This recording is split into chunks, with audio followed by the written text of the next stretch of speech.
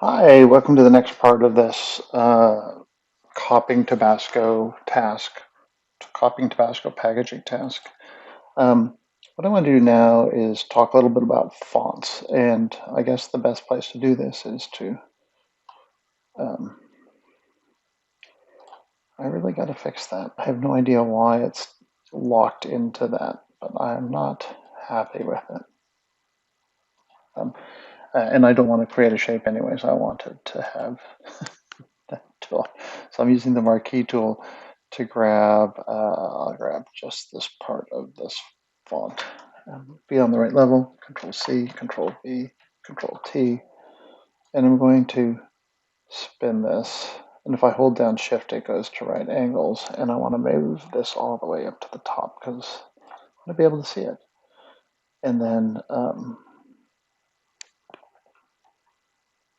hide all these for a second.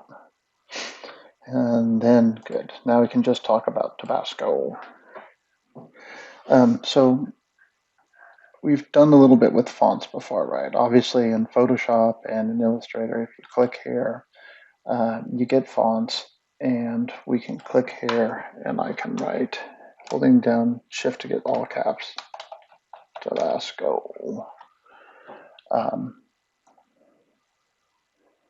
And you can see that my font really doesn't quite match that one. You know what, I'm going to turn this on.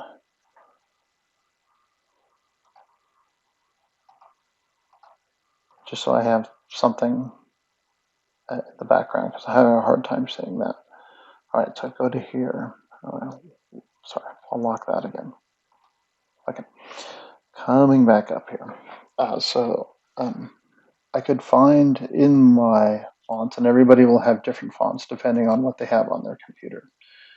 Um, I could go through here one at a time. I can actually click up here, in here, and then use the down arrow key um, to go through the different fonts that I have on my machine, trying to figure out what would be a good font. And you have to look at, like, for instance, how the A is short here, like all, and the C is shaped like that, right? Like some C's are shaped like that, some C's are shaped like that, some A's are like that. Um, it's quite a thick font, so you probably want a bold. Um, and then this one is squished, like this is a particular, they've modified this font. So if I hold down Control, I can squish mine to sort of look like that. What font is this? Arial. A good font.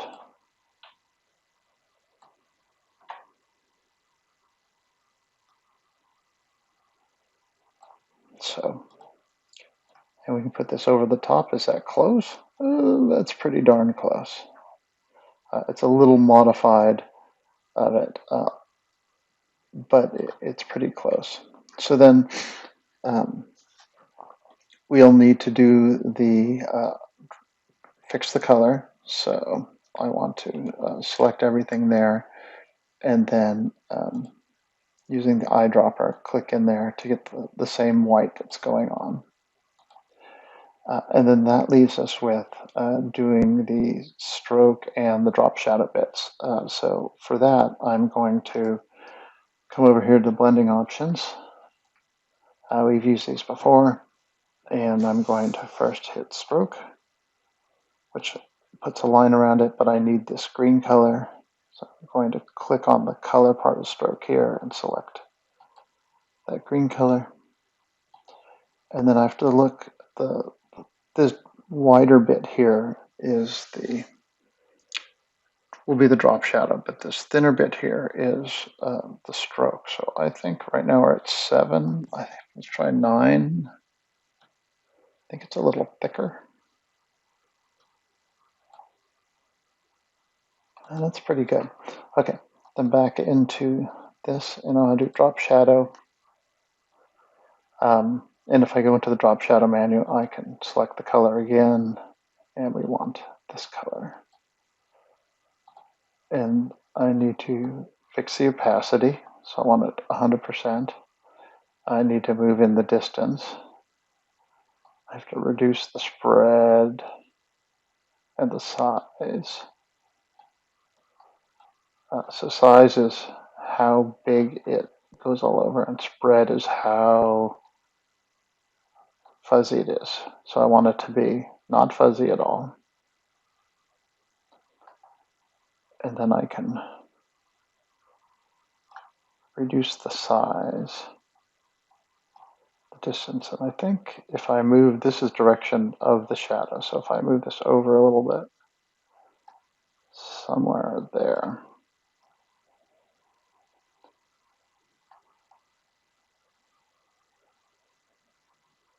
Now the thing about this Tabasco, right, is that these, if I zoom in, you can see. I hit OK there. If I zoom in, you can see that these are actually 3D objects. Oh, and there's actually a green stroke inside of this. I didn't see that before. That's why I should zoom in. So this is 3D, and what we have here are shadows. So not quite 3D. We could use the 3D tool, one does exist, to extrude a stroke around that, but it's a pain in the booty to make that work. It's a whole different lecture to make that work. So what we will do is go in and manually do it. But first, let's get that inside stroke, that light green color. So I'm going to go back in here into effects, and there is no inside stroke. So what we want to do, because it goes, let's look at it again.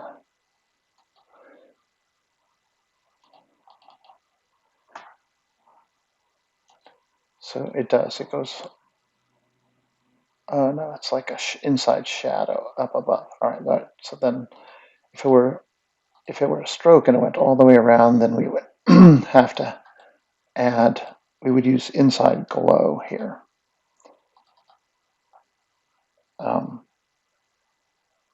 Inner glow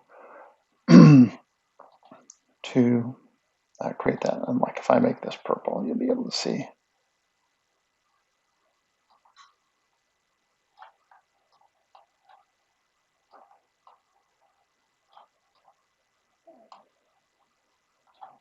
How that kind of works.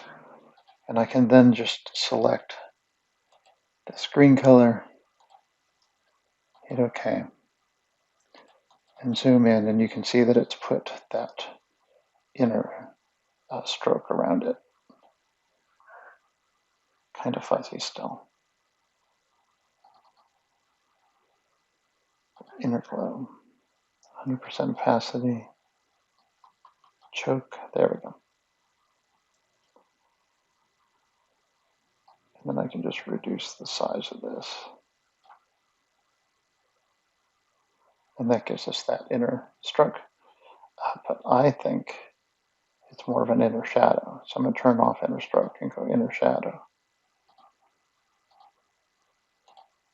Grab that color. Reduce the size, extend the choke, so it does the same thing, right? Or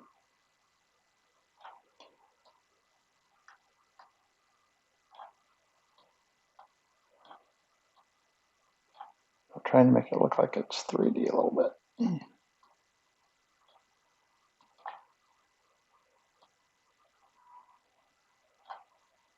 And so now you can see this gives it, instead of the other way, this gives it a little more 3D.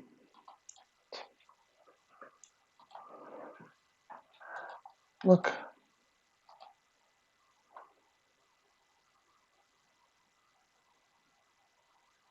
It's pretty close. Okay. So now that we have that done, we need to go in and kind of fake the 3D bit. And we're going to do that using a pen tool. So I'm going to create a different layer here. And I'm going to turn these off because I don't want pressure pen. And we're going to go over to the T to start off with. And this needs to be look like it's 3D.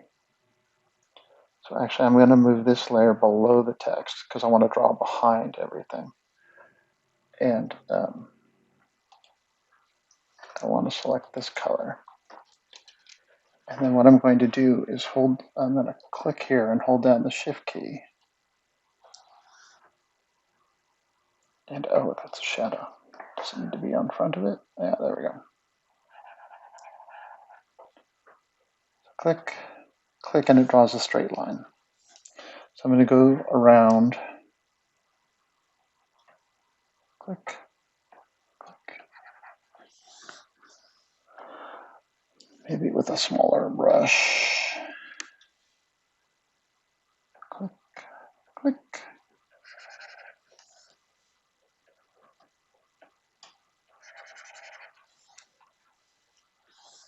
And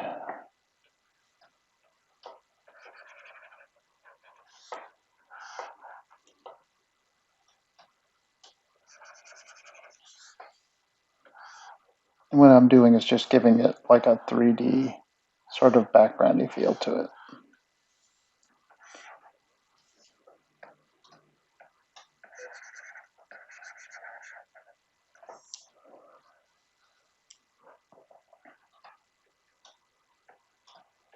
Because right, what I have behind there now is a shadow, and the shadow's cool and all, but what I really want is a 3D look to it. This is a hard one. Usually you just go point, shift, point, and then color it in. Point, shift, point, color in just that little bit. Point, shift, point.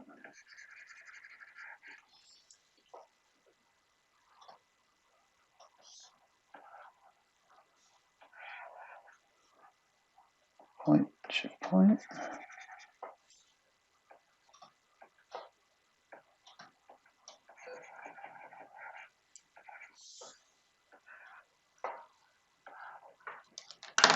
All right.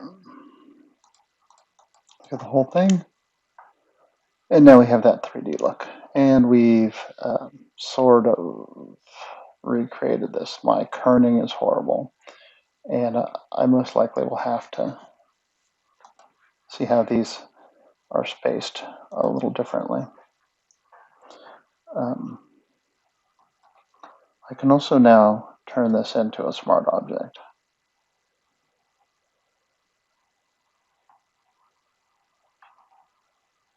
So that I can move them at one time. And so you can see that the letters are a little different and don't match up quite as good. But without the actual font, and this font is created specifically for the Tobasco, it's hard to do this. But what I'm more concerned with you guys learning is how to recreate this stuff. So I'll leave it up to you. You can go find this exact font and then do what we did there, or you can go online and learn about the 3D stuff. But this is close enough for me. If you get this far, I'd be super happy. Great. That is manipulating fonts.